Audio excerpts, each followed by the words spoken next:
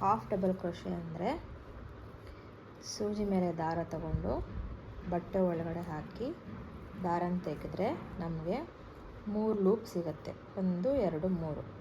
ಆ 3 ಲೂಪನ್ನು ನಾವೇನು ಮಾಡಬೇಕು, ಒಂದೇ ಸತಿಗೆ ದಾರದಿಂದ ಎಳ್ಕೊಳ್ಬೇಕು. ಎಳ್ಕೊಂಡ್ರೆ ಅದು ಹಾಫ್ ಡಬಲ್ ಕ್ರೋಶೆ ಆಗುತ್ತೆ. ಮತ್ತಿನ್ನೊಂದು ಸತಿ ಹೇಳ್ತೀನಿ. ಸೂಜಿ ಮೇಲೆ ದಾರ ತಗೊಂಡು ಬಟ್ಟೆ ಒಳಗಡೆ ಹಾಕಿ ದಾರನ ತೆಗೆದ್ರೆ ನಮಗೆ 1 2 3 ಲೂಪ್ ಇರುತ್ತೆ. 3 ಲೂಪನ್ನು ಸೇರಿಸಿ ನಾವು ಎಳ್ಕೋಬೇಕು. ಇದನ್ನು ನಾವು ಹಾಫ್ ಡಬಲ್ ಕ್ರೋಶೆ ಅಂತ ಕರಿತೀವಿ. ಇನ್ನೊಂದು ಸತಿ ಮಾಡ್ತೇನೆ ನೋಡಿ.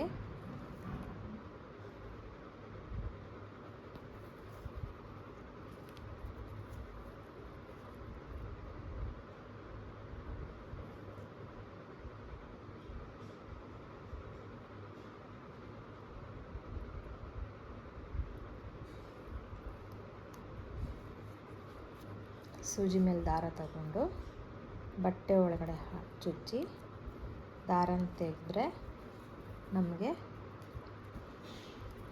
3 ಲೂಪ್ ಬರುತ್ತೆ. 1 2 3.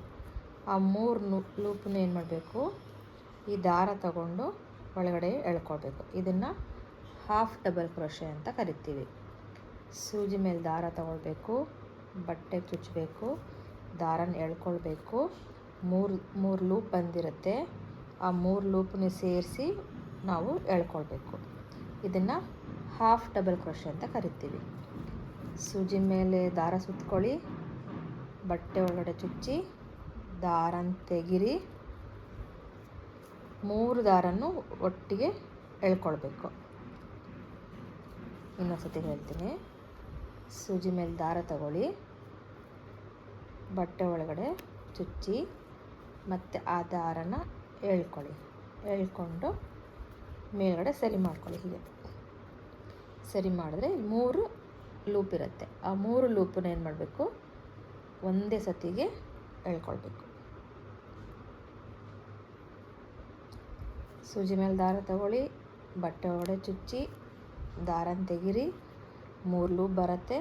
3 ಲೂಪ್ನ ಸೇರಿಸಿ ಎಳ್ಕೊಳ್ಬೇಕು. ಇಷ್ಟೇ.